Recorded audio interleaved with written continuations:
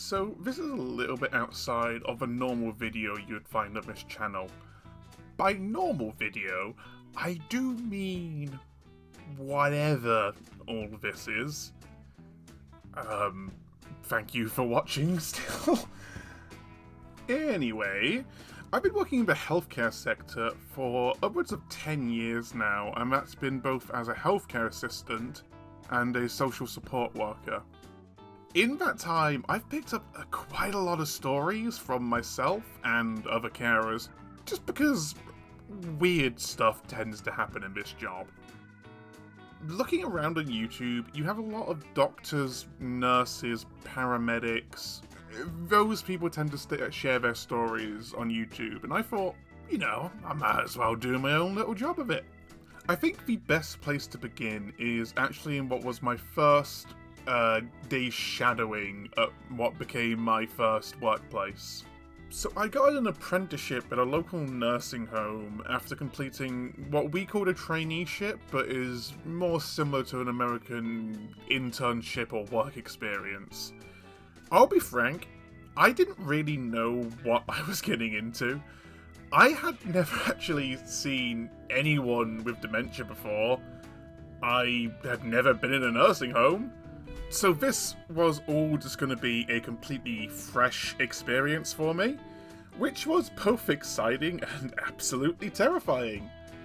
Now, it's not all bad, because typically on your first day in care, and up to about a week, sometimes more if you're a little nervous, you're usually just doing what's called shadowing, which is where you get assigned a member of staff which you are dedicated to following for that shift. And this is usually a really good time for the other members of staff to work out, 1, if you're going to be useful, 2, if you're actually going to stay. Because the amount of people I know who've done 1, maybe 2 shadow shifts and then just decide, you know what, this really isn't for me, is way more than you'd think. So I go to the lounge, which is where we have the handover, and I quickly discover that little 19-year-old Sekihara, I am the youngest thing there, by quite some margin. I think the youngest was in her 30s, and I know the eldest was in her late 50s at that point. Not only does everyone have a decade or more experience than me there, I am the only masculine presenting person. And God bless these ladies, but they find that fucking fascinating. But it quickly became apparent to both me and them that we really didn't have a lot to connect with. They were lovely people. However, a decade and me being this terminally online, closeted furry weirdo really didn't lend itself to the best of introductions. I distinctly remember being overly eager, I'd call it, during the handover. I got the handover sheet and it had a lot of codes on it, a lot of abbreviations, and I just didn't know what they were. These were common medical things. I mean, I remember one of them that I was being confused by was COPD, and I think I must have delayed that handover a good 5-10 minutes, which in terms of care doesn't sound like a lot, but when you have 15-minute targets to get people up, dressed, washed, 5 minutes is an eternity. So I can only think what the others are actually thinking, and while looking at it now as a senior, I'd actually love someone to ask those sort of questions. I can see why some people might get frustrated by that, especially on a busy day. So I get assigned to these 2 ladies, and we're going to be doing the downstairs doubles. And what that means is essentially that there's a lot of people who need 2-to-1 care. These are people who typically need moving and handling in the bed, or stuff like the stand aid and hoist. You need 2 carers just to be safe. So we end up going to this lady who I'm going to call H. Now H had dementia, and she had it pretty bad, and she'd had it for a long time at this point. H wasn't actually her real name either. She went by a different name. However, when the dementia started, she decided that she didn't like that name, but we're never going to use that name again, so all her paperwork had H on it.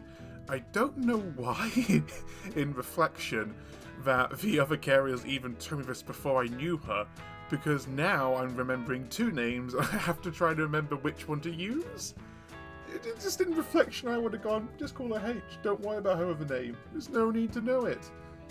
Anyway, they get to the door and they go in before me just to ask if it's okay that I come in. Especially the man, and especially the first man here, they weren't sure if they were going to be okay with that. They let me in. The room itself is about 10 meters by 7, I'd say. It was one of the nicer rooms, honestly, and I'm not really doing it justice here.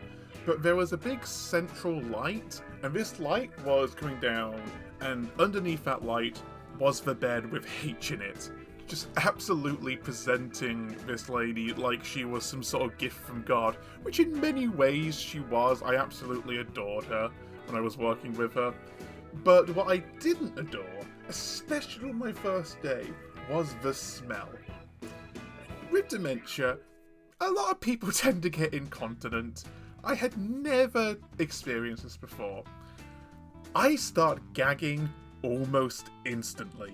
I am heeled over as this just waft of pure feces, poo, wee, everything just hits me like a goddamn poonami. The ladies who I am working with, I just stood there like this is normal, and I distinctly remember one of them going, "Hell of the first day?" To which I just start laughing, because I always laugh when I find things awkward. It takes me a few seconds to kind of get used to this smell, and eventually this lady, H, God bless her, leans forward out of bed, grabbing on the bed rail to poke her little head over, looks me dead in the eye, and points at me. Is that one of those Polynesian Nazi bastards? You know, after 10 years, you think I would know what to say about this. But I just stood there and laughed because I don't think there really was an answer. And she would keep calling me this for the next 5 years while I was working there. Now, the girls, while I was getting called a Nazi bastard and being interrogated, they were just doing their job like fucking superheroes. They had rolled her, they got the pad off, they were changing the bed sheets. H didn't really seem to mind them doing all that because they were just so good at it. Eventually, once she's all cleaned up, bless her, I get called over so I can see how the slide sheet works. The slide sheet is this wonderful little device where you pop it underneath someone, and rather than having to either lift them or pull their bed sheets up, you just rotate that like it's a big ball, and you just pull them up the bed. It's wonderful, marvellous. I needed to know how it worked at this point. I hadn't done my moving and handling training. So as they're showing me how to put this slide sheet under, they need to roll her. So they roll her towards me, which was her right-hand side. And we're all focusing on her back. What we didn't notice was her hand reaching over the bed rail and grabbing onto something I really, really wish she didn't. I full-on screamed as she grabbed me, because old people with dementia, frail old ladies, you'd think, no. They have the grip of fucking athletes. They could climb mountains with their grip. It is the last thing that will leave someone, is their grip. So at this point, I'm crying out in pain as the two carers I'm with, they're laughing but trying to help, going, "Oh, H, no, stop. They're laughing while doing this. And H looks me in the eye and says these magical words, "Is this your hootie pootie?" Now, I had never heard the phrase hootie pootie. It still makes me laugh to this day, because I'm still not sure if it is the penis or if it was meant to be a vagina. Eventually, I managed to sort of jump my way free, more because I was going to collapse on the ground because I was in quite a tremendous amount of pain. The two girls I'm with were the model of professionalism, because despite me writhing about in pain, they managed to get her up and out of the bed in under 15 minutes. Eventually, they leave the room and our head of care is walking by and they grab her and say, look, he's hurt himself. We need to go fill out an incident report. So my head of care took me to the manager's office on day 1 to fill out an accident report. Every time you get injured at work, you need to fill one of these out, and this includes if someone hurt you. So here I was, not even actually having signed all my paperwork yet to start the job, and I've got my incident report.